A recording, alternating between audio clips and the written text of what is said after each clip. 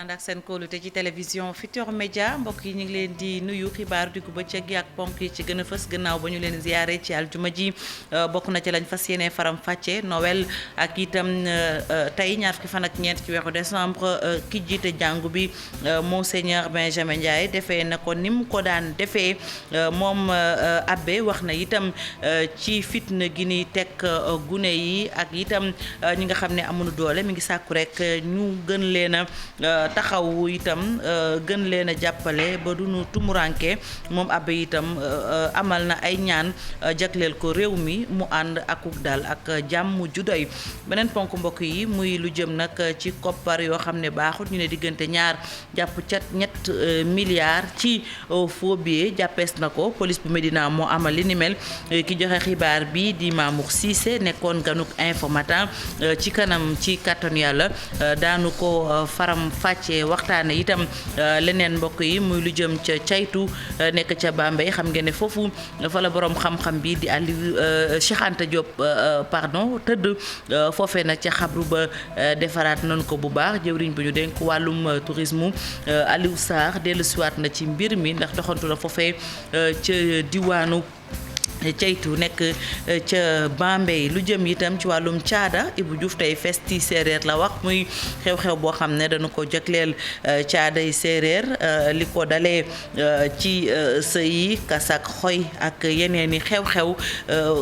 foofee ci diwaanu Siin ak Saalum Ibou Diouf lañ ci fas yéene àndal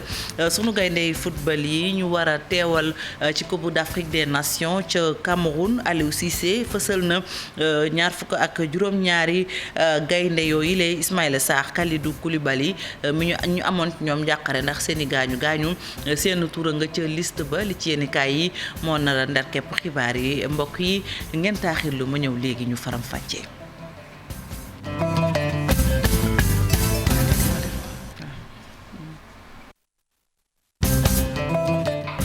ñu rafetluwaat ànd bi ak kóolute bi ci télévision Futurs Médias xibaaru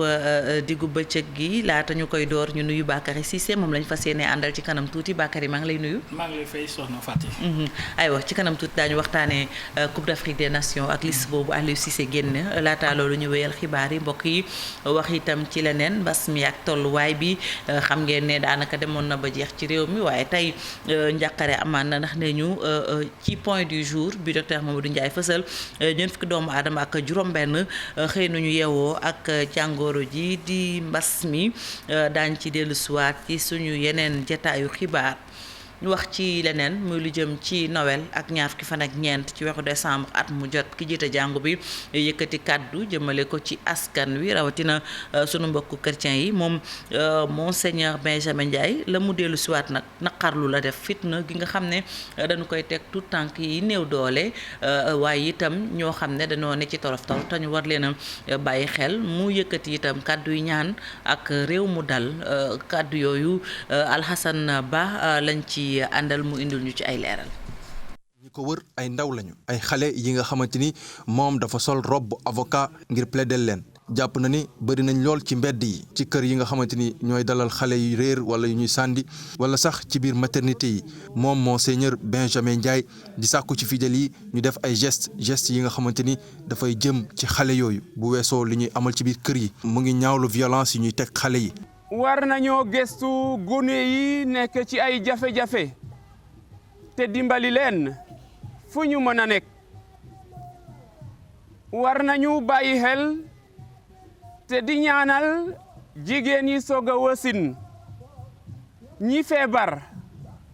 ñi am laago néew si doole yi ndaw ñi yiitewoo xëy jirim yi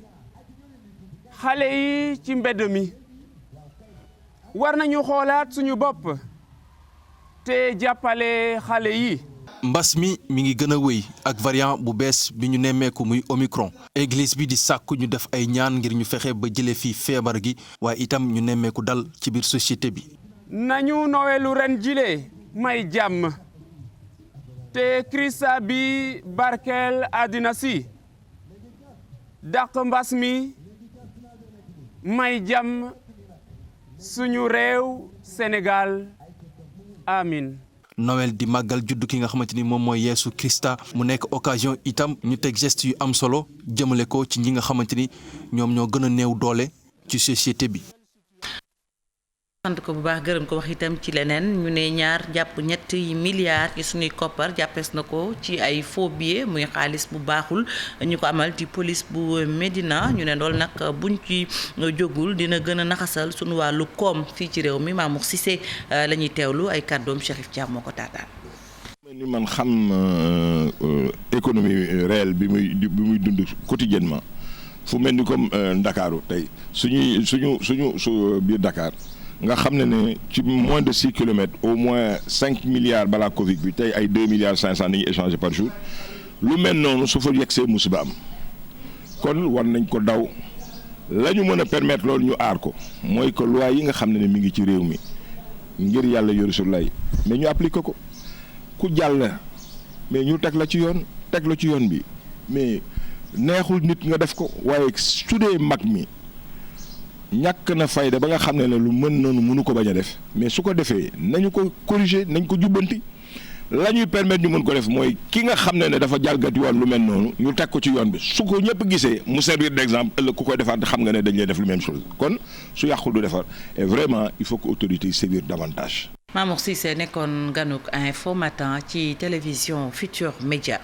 ñu wax ci leneen muy liggéeykat yu nekkoon ca bërëb boobu ñu dippee Saline du Saloum ñoom nag seen lim toll ci juróom-ñeent fukk ak juróom-ñaar ne ñu seen i ndàmpaay ña ngi koy daw boobaak léegi yàgg na moo ne day yoon joxoon na leen dëgg ba bërëbu liggéeyukaay ba ñu doon xëyee kenn ku nekk ñoom waroon na laa jox lu toll ci téeméeri junni liggéeykat yooyu doon janoog taskatu xibaar yi ci teewaayu Aminata Goudiaby ak Abdou Karim Bey. condamné woon société Salin du Sine Saloum pour ñu fay ñu à hauteur de 2 milliards et plus pour collectif yi et tamit mu ordonné woon benn exécution provisoire bu tolloon ci 1,99 francs pour kenn ku nekk ci ñun. gannaaw loolu bañ jotee suñu décision de justice en mois de juin 2021 et société bi ci boppam defaat défense à l'exécution provisoire pour 1,99 francs yooyu ñu war a jot. et mu bëgg ko ne léegi nañ ko téye fii àttewuñ dossier 2 milliards yu mu def appel loolu cour d'appel convoqué yu woon ñu le 28 juillet 2021 bañ fa demee donc ak vacances judiciaires yi dossier bi nekk fa ba le 1er décembre 2021 ñu vidé ko vidé bi nag am nañ ci mbégteel parce que cour d'appel ba mu ñëwee 1,99 da ko wàññi ba 500 000 francs pour kenn ku nekk ci ñun. loolu ñu accepté ko gérer situation boobu Salin du Sine Saloum wëlbatikuwaat ci loolu ne moom dafa am ay difficultés pour fay loolu dañun loolu duñ ko nangu parce que tey duñu nangu société bi mu ne dafa financer gare routière boo xamante ne loolu du dëgg sax financé def na benn pose premier pierre tout récemment ne dafa war a tabax benn poste de santé à hauteur de 222 millions tey 48 millions tey mu salfaañe suñu àq ak suñu yelleef pendant des années 3 ans ñu toog di souffrir liggéeyuñu moom muy liggéey ci moment yooyu tey cour d'appel wàññil ko ba 500 000 francs donc mu ñëw ne loolu tey da ko bëgg a fay par moratoire si toutefois que mu bëgg a def loolu tey ñun dañuy foncer vers les Salins ñun lii amatuñu lenn luñ ciy reculer. Salin du Sine Saloum doon addu ci micro Pape Mbaye Diawo toogal télévision Futurs Médias ci diwaanu Saloum ak li ko war ñu wax ci yeneen liggéeykat mooy ñu nekk ci gox yeex goxaan yi foofee ci diwaanu Tëngéej ñoom ña nga yëkkati seen i kaddu ne bërëb ya nuy liggéey daanaka ñu ko jiite ay way politique lañu waaye daal ña ngay sàkku rek ñu bañ leen a fàtte niñ ko daan defee at yi nu génn dañuy teewlu yooyee liggéeykat ñu addu jëmale ko ci Abdou Diouf Diagne ak Ahmadou Bamba Samb toogal télévision Futurs Médias ci diwaanu Tëngéej. bu ñëw yu ci bëri dañuy ñëw ak seen i xalaat ñëw ak seen i gis-gis maanaam ñëw ak seen i doxalin léeg-léeg ñu nekk di gund xatal liggéeykat yi mooy ñu leen di indil ay jafe-jafe loolu bokkoon na ci li tax ñu ne dañuy dajaloo ba nga xam ne maire buy ñëw na fekk maire boo xam ne bi déggoo nañ ci doxalin bi déggoo nañ ci li mu ngi def donc xaar nañu si maire yi ak ñi nga xam ne ñoo war a jiite conseil départemental bi muy góor ak jigéen ñoo xam ne ñi non seulement dinañu xereñ mais seen yitte yëpp mooy fexe ba yore dëkkin bi yor boo xam ne bi dina baax ba dëkk bi war a mën a jëm kanam beneen bi nag comme ay liggéeykat la ñu te dañ fi nekk pour liggéeykat yi bëgg nañu koo xam ne kii bu ñëwee képp koo xam ne liggéeykat nga mu jox la sa àq ak sa yelleef bañ a teg rek ne man maire laa lu ma neex laay def lu ma neex laay wax boobaa nag day jàkkaarloog ñun. ñu wax ci xëyu ndaw yi ak jëwriñ bi ñu denk wàllu alam gi nee na ñoom seen ministère daal jël nañu lu toll ci juróom-ñaari junni ci ay ndaw am xëy li ko dalee weeru sulet ba suñ jone la tey Abdou Karim Sall rek jàpp ne lu jëm itam ci wàllum environnement muy alam gi dinañ ci am ay formation yu am solo dañ ci ànd ak Abdourahmane Diallo ak Mamadou Gueye ci diwaanu Mbour Géej la ñu toggal groupe Futurs Médias. Président de la République dafa am programme bu mu sumb bu tudd programme xëyu ndaw ñi mu jagle noonu nag lu toll ni 10 000 jeunes ci secteur environnement 7 000 yi war a dem ci agence sénégalaise de la reforestation et de la grande muraille verte 2 000 yi war a dem ci direction des eaux et forêts 1000 yi war a dem ci direction de l'environnement et des établissements classés. ginnaaw bu ñu tàmbalee recrutement bi tey jii ñu ngi toll presque ci 7 000 yoo xam ne recruter nañ leen jot nañu seeni salaire. li des mooy ñu capacité leen mooy maanaam ñu former leen ñu équiper leen jox leen ay tenues loolu moom mooy cérémonie bi nga xam ne moom la ñuy lancé tey ginnaaw bu ñu recruter ba pare dañu war a jox les recruter ñi nga xam ne ñoo war a nekk ci terrain bi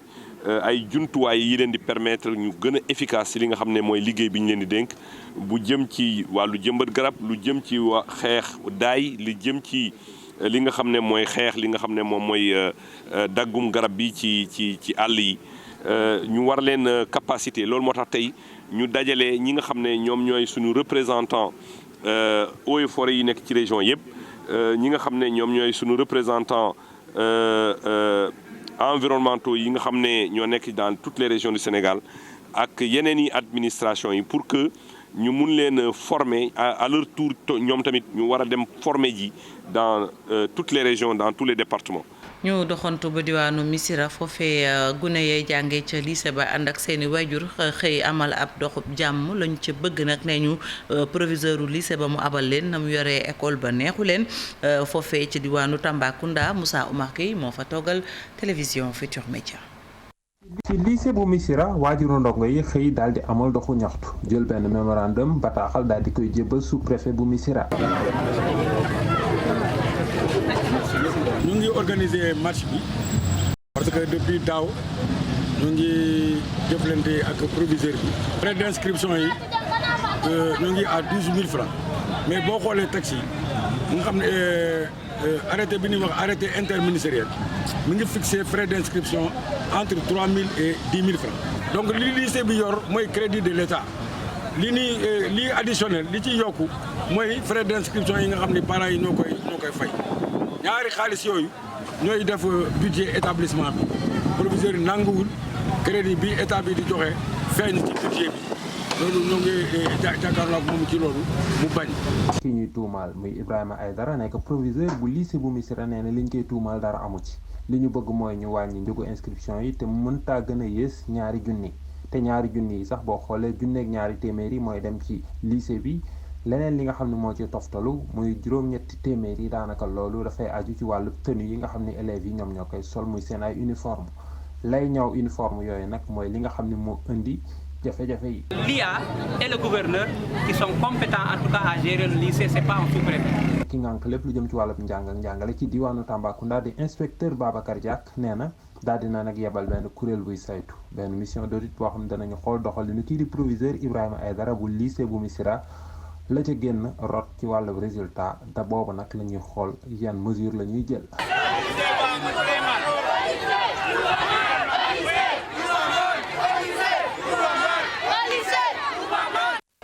Moussa Oumar Gueye ñu sant la bu baax gërëm la wax itam ci leneen muy njiital Sonacos Modou Diagne Fada mu ne daal fi mu ne nii la ñu bëgg rek mooy lu jëm ci wàllum ndaamaraas ñu soobu ci ndaxte itam gis nañu ne lu jëm ci wàllum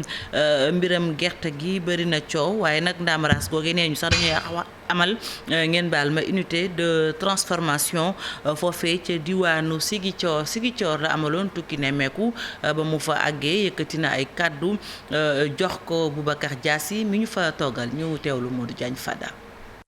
alhamdulilah rabbil alamin li ñu gis Ziguinchor dal na suñu xel ndax tey ñu ngi ci 2700 tonnes tey am nañu 2700 tonnes fii ci Ziguinchor day wane ne rek Sonacos nekkul ci benn xalaat bu nga xam ne dafay tax Sonacos Ziguinchor néew doole loolu mënut a nekk d'autant plus que fii daaw rek pour ñu defaraat détox bi pour ñu defaraat extraction pour ñu defaraat chaudière bi Sonacos daf na fi alal ju bare te investissement yooyu dañ koy continuer parce que incha allah xam ngeen daaw dugg nañ ci cajou bi loolu tamit daañu ci duggaat ren te ñu ngi waxtaan ak suñuy partenaire pour am xaalis ñu lebal ñu xaalis ñu mën a taxal fii équipement bu nga xam dafay transformer lii nga xam ne mooy cajou bi parce que loolu président Macky Sall moom la joxe comme ndigal daf ne jënd cajou baax na waaye président Sall li ma bëgg mooy ñu am équipement bu nga xam ne dafay transformer cajou bi fii ci Ziguinchor te loolu ñu ngi ci liggéey ak suñu partenaire gëm nañ ne balaa 2022 bee jeex équipement boobu daañ ko dugal fii ci Ziguinchor alors mënoon nag di dugal koppar ci ab unité di bëgg unité boobu di néew doole. daañ ko ne di góorgóorlu pour que Kolda aussi taxaw parce que Kolda yi tamit bërëb la bu nga xam ne dañuy fay bay gerte pour que Kolda taxaw mais loolu du tax ñu fàtte fii nga xam ne mooy Ziguinchor. bu nu jógee ca Sonacos ba ca Ziguinchor ñu doxantu ba diwaanu ceytu ma nga nekk ca Bambey foofii jëwriñ bu ñu denk wàllum tourisme di Alioune Sarr moom nag ibbi na xabrub Cheikh Anta Diop boobu nga xam ne dana ko doon defaraat moom jëwriñ ji dellu siwaat na nag ci programme bu yaane bu ñu am ngir rek lu jëm ci wàllum tourisme fii ci réew mi ñu gën ko suqali Aliou Sarr la ñuy teewlu kaddu yi Babacar Diouf mi toogal groupe Futurs Médias ca Njaareem jàpp Bambey moo ko taataan ngir yéen. gouvernement bi mooy ñu jàppale waa dëkk bi ba bërëb bi nekk bërëb bu mucc ayib ndax Cheikh Anta nekkatul doomu Sénégal rek àddina bi yëpp dañ ko fay màggal kon li nga xam ne ministère du tourisme def na ko ànd ci ak ministère de la culture dafa dëppoo ak programme bi nga xam ne mooy plan Sénégal émergent te ngeen xam ne tourisme dafa nekk ci xol bi kon lii ñu def tey def ko ceytu def ko keroog sàngawaat fële ca Jembereng war ko def Ndande war ko def Ndar war ko def Sénégal yëpp ànd ci ak ministère de la culture liñ ci jublu rek mooy fexe ba sunu bërëb yoo nga xam ne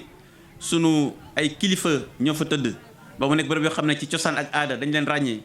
ñu mën ko jëmmal ba ku mën a jóge ci Sénégal mais jóge également ci àddina bi nga mën ko ràññee ci anam yoo xam ne anam yu mucc ayib.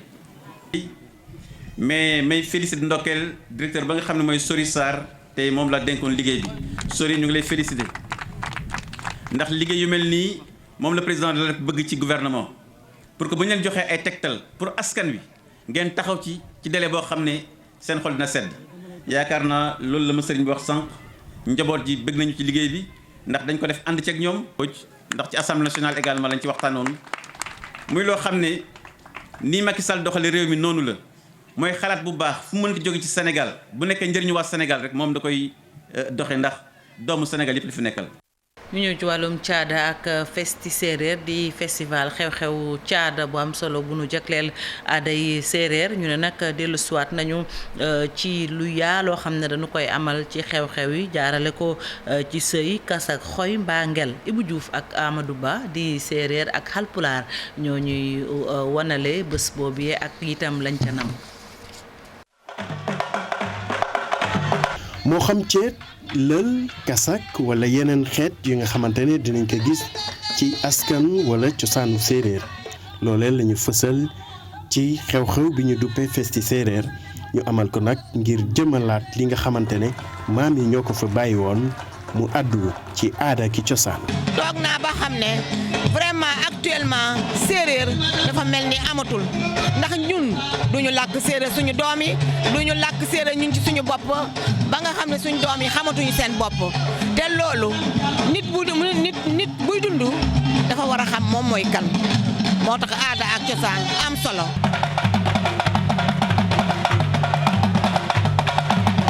xew-xew bu bëri woon ay artistes rawatina ñi bokk ci xeetu séeréer ñu ne liñ ci jublu mooy fësal li ni mel. soo juree doom dafa am noo war a taxawee ak moom danga ko war a yiir won ko moom mooy kan muy cosaan bi won ko ne ko yow dafa am.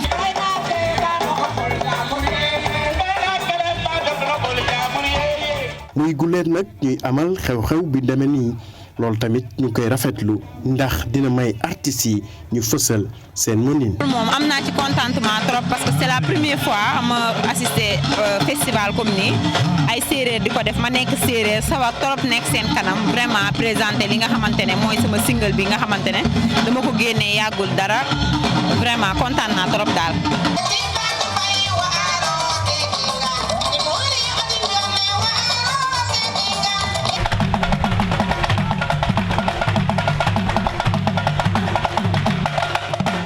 dinañ ci invité nag ay artistes yu mag yoo xamante ne ñu ngi fii ci Sénégal di yëngu ci aada ak cosaan.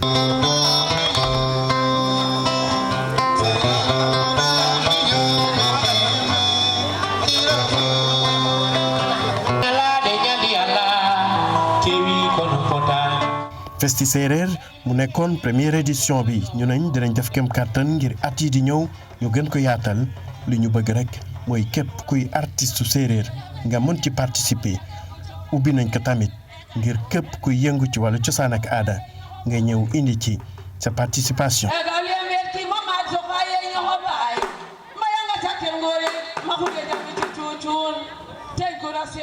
Ibou Diouf ak Amadou Ba xawma kan moo ci buuru moroomam lu ci mën a am jokkoo njël ab xaywa ñu dem ci tàggat yaram laata ñuy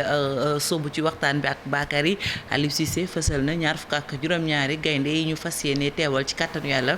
ci Coupe d'Afrique des Nations ba ñu na ma amal ca Cameroun ñu ànd ci ak Mamadou Ndiaye. lañu gis ci ñaar fukki joueur ak juróom-ñaar ñi nga xam ne woo nañ leen ñu fas yéene dem fële ca Cameroun ngir xeex jël Coupe d'Afrique des Nations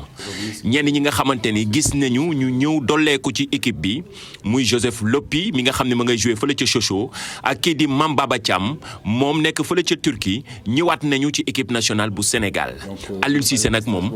li mu yàgg a wax rek maanaam di miser ci continuité bi ngir gën a mën a ñoŋal équipe bi fële ca Cameroun. équipe bi tey liste bi bu ñu ko xoolee pratiquement mën naa wax ni que ñu doon ñëw ñëwaat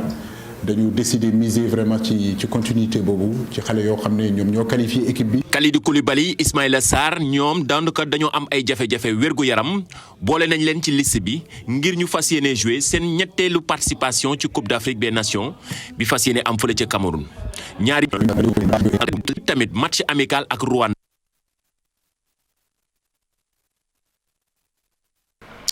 ñu jéggalu bu baax ci élément bi dafa mel ni dafa am jafe-jafe mais Bakary yaa ngi doon suivre sànq xew-xew boobu bilee nan ngay jàngatee liste bi nga xam ne Aliou Cissé génne na. bon je pense que liste bi amuñ ci benn surprise parce que Aliou Cissé ci boppam ñëpp xam nañu ni conservateur la maanaam moom day bëggul di indi ay coppite ci équipe am donc il a opté pour la continuité et loolu tamit ça peut se comprendre pour la simple et bonne raison que depuis novembre 2020 ba léegi groupe bi lay liggéeyal c'est-à-dire groupe bi moo continuer li nga xamante ne mooy 4e journée wu éliminatoire Coupe d'Afrique des Nations ba ci fin bi te même groupe bi tamit moo def éliminatoire Coupe du Monde 2022 premier tour éliminatoire Coupe du Monde 2022 donc tey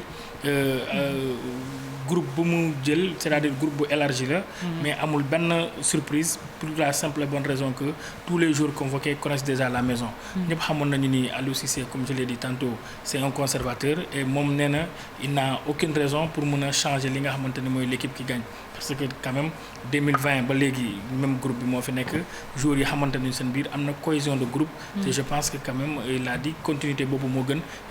que muy ñëw di indi ay joueurs yu bees surtout que Coupe d'Afrique des Nations phase finale bi amul apprentissage boobu c'est les meilleures équipes la meilleure équipe qui peut quand même mën a def li nga xamante ne mooy différence.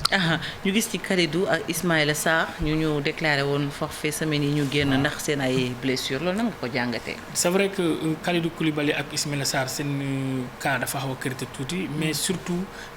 Ismaïla Sarr parce que tey jii nii ñun ñoo posé question bi Aliou Cissé si réponse am nee na ñu ni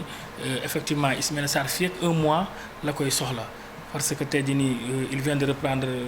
petit à petit c'est-à-dire barki démb lay commencé liggéey soobu si liggéey bi carrément ak Watford donc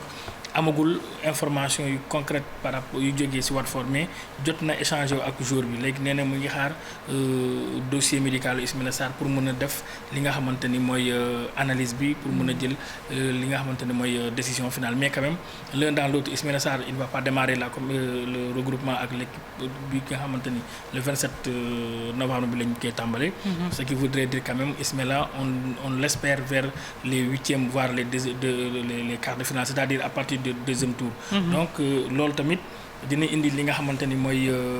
njaxare un tout petit peu parce que ñëpp xam nañu ni tey Ismaïla Sarr bokk na ci les meilleurs atouts offensifs d'Aliou Cissé et que quand même il a permis à l'équipe de garder l'équilibre. Et moi je pense aussi que c'est l'occasion pour Keita Baldé mi nga xamante ni depuis le mois de mars 2015 qu'il est en équipe nationale du Sénégal il n'a pas pu faire grand-chose. Donc je pense bien que c'est l'occasion pour lui quand même mu mën a wone boppam pour que ñi xam ne moom it on peut compter sur lui surtout que il est dans son confort il joue le rôle d'un éternel second et je pense que quand même ak niveau bi il pouvait mën na weesu li nga xamante ni mooy fu mu toll nii maintenant am na tamit même jaaxal foofu si groupe bi il y a 17 joueurs yi nga xamante ni par rapport à la CAN 2019 il y a 17 joueurs yi nga xamante ni ñuy ñëw pour la première fois mais bu ñu jëlee CAN 2017 ak Famara Diédhiou donc on peut dire qu'il y a 16 joueurs qui vont découvrir pour la première fois la Coupe d'Afrique des Nations donc loolu tamit Aliou Cissé nee na gisu ci benn problème l'essentiel c'est que mu jël mu def li nga xamante ne mooy alchimie bi groupe bi am alchimie bi permettre mu équilibre bi mu mun a am équilibre équipe bi mais si li tax man ma gën a rafetlu liste bi c'est que sur les 10 joueurs ñi nga xamante ne ñoo fi nekk depuis 2019 ba léegi il y a au moins 8 titulaires qui sont là donc ce qui veut dire si 10 joueurs yoo xam ne sont réguliers il y a 8 titulaires ce qui veut dire quelque part Aliou Cissé dina garder li nga xamante ne mooy ossature équipe. Très bien aywa dernière question ñu jàpp ne CAN bi moom c'est mi ngi ci suñu poche ba pare yàgg nañ ko xalaat saa yu ñëwee mu mbas ñu parce que Coupe d'Afrique des Nations mosul ñëw Sénégal quand même. Je pense que loolu c'est pas pour rien que kilifa yu ngànk football bi ñu naan wàllu uti ndam li donc ce qui veut dire quoi quelque part dafa am war a am cohésion de groupe. Moi je pense qu'il faut faire très attention aussi discours yi parce que l'équipe du Sénégal va à chance égale avec toutes les autres équipes qui seront présentes au Cameroun. Donc dire déjà présent qu'on va c'est un bien qui est déjà acquis pour le Sénégal loolu erreur bu am solo la. Donc je pense que ñoom dañu war a def ndànk ñi tamit ñiy wax ñi nga xamante ni ñooy taskatu xibaar yi bu ñu yaakaar ni xam nga notre équipe viendra pour survoler la Coupe d'Afrique non c'est pas possible parce que moi je me dis quelque part que il y a un nivellement de valeur au niveau de toutes les équipes. Tey jii nii sur un coup de dé ça peut changer d'un côté comme de l'autre mais nag ñun bu ñuy ñaan yàlla que ça change du côté positif pour le Sénégal. Mais yaakaar ni on va survoler l'équipe nationale et on va survoler la compétition. Je pense que ça c'est vraiment vendre du rêve au Sénégal et je pense que tey jii nii notre mission n'est pas de vendre du rêve au Sénégal mais xamal la ni aussi tey jii nii Coupe d'Afrique bi c'est vrai que on a les atouts pour l'emporter mais il faut pas dormir sous ses œillets il faut pas croire aussi que c'est déjà acquis. On peut pas vendre la peau de l'ours sans l'avoir tué comme le dit l'adage et à mon avis il faut que ñi ngànk football bi les dirigeants ak journalistes yi surtout la presse ñi am qu'on soit mesuré dans nos comptes rendus que ñi xam ni tamit quand même le Sénégal c'est vrai il sera bien entendu il fait partie des favoris mais il faut pas qu'on oublie que depuis 1960 jusqu'au jour d'aujourd'hui le Sénégal n'a rien gagné. Voilà l'humilité daf si baax merci beaucoup Bakary allez à très bientôt Bakary bu record Bakary Cissé moom la ñu àndal doon jàngat lu jëm ci wàllum tàggat yaram ponk bu mujj li ci yéene kaay yi la. balance des paiements compte courant BCEAO ak déficit bu Sénégal compte courant bu réew mi la ca nekk doyul réew mi te soo moytuwul loolee danger la ci réew mi l'observateur mi ko xëyee di xamle ni boru réew mi dina jéggi dayoo soo moytuwul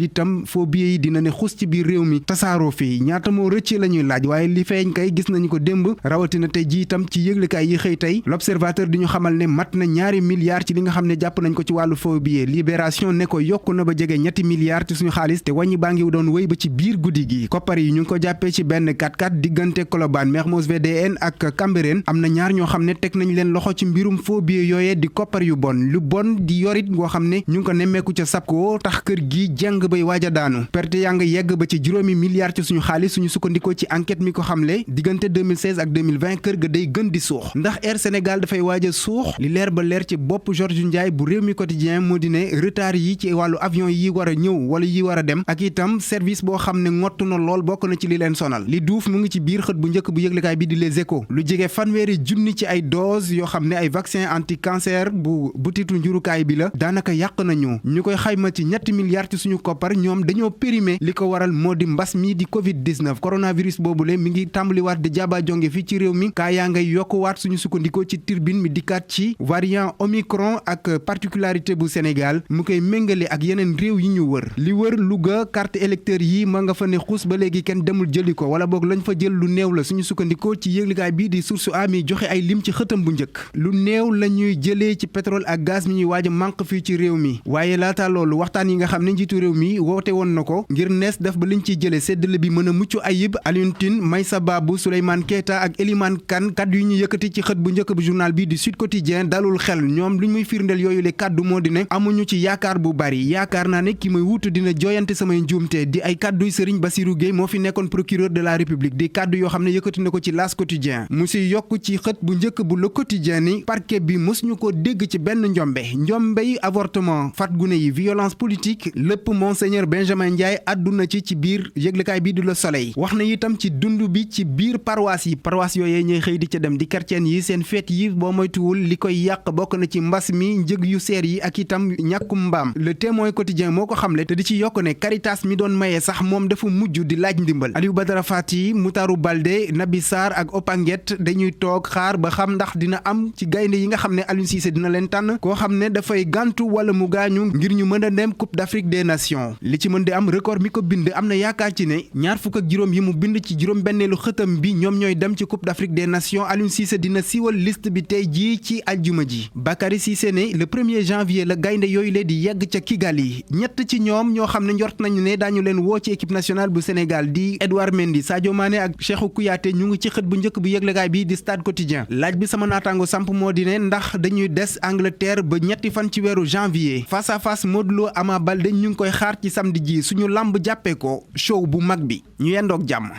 Abdou Diouf Junior ñu sant ko bu baax gërëm ko ñaanal leen yéen tamit ci aljuma ji xibaar yi fii la ñuy yem ak yéen rédaction bi dig leen daje ngoon ci kattanu yàlla ci yeneen jotaayu xibaar Pape Cheikh la ñuy delloo lenge yi ci Midi Plus bu ko defee mu wéyal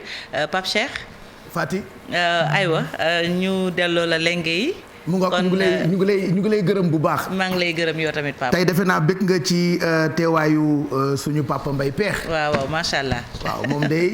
day mu ngi bëgg ci yow. macha allah kontaan naa ci moom. waaw jërëjëf li mu wax ci këru diine yi am na solo. waaw surnaal ku koy def ñaare da ngay musóoru. dëgg la musóor ci la. waaw surnaal daa ànd ak musóor. surnaal dafa ànd ak musóor. noonu ngeen ko daan defee RTS bu njëkk bu soxna Dieng bu masee tagamu. wallaay cim Elisabeth Ndiaye. ak Marie Claire Ba. soxna Dieng mu tagalu.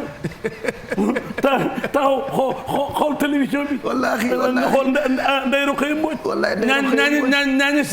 Sidibé. wallaahi donc Fati. mais jigéen ñaango. Fati dag ñuy fàttali vraiment jigéenu jàmbaaru journaliste yi yàgg a gis ci télé yi macha allah. mais war nañ leen a wutal bi sax jigéen ñi jàmbaar ñoom de. war nañ leen a wutal comme talaatay ndeer. waaw dëgg la war nañ leen a fàttaliku xale yi roy ci ñoom. wallaahi en tout cas xale bii moom.